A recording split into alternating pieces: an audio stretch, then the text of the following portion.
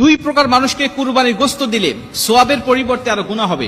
রাসূল সাল্লাল্লাহু আলাইহি ওয়াসাল্লাম স্পষ্টভাবে আমাদেরকে বিষয়টা জানিয়েছেন। একাধিক হাদিস এবং বুখারী এবং মুসলিম শরীফের মধ্যেও এই হাদিসটা বর্ণনা করা হয়েছে যে দুই প্রকার মানুষ আছে এমন, যাদেরকে কুরবানির গোশত দিলে আমার কুরবানি কবুল হবে না এবং সোয়াবের পরিবর্তে গুনাহ হবে।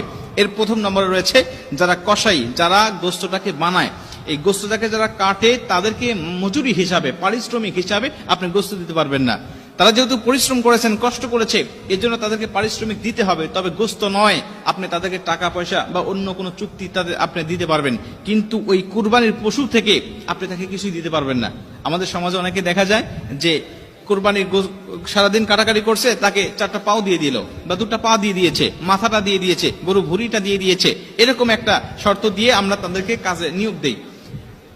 আল্লাহ রাসূল সাল্লাল্লাহু আলাইহি ওয়াসাল্লাম বলছেন, লা ইউতা ওয়া লা ইউতা ইল্লা লিজাযারাতিহা শাইআ, পারিশ্রমিক হিসাবে তুমি কুরবানি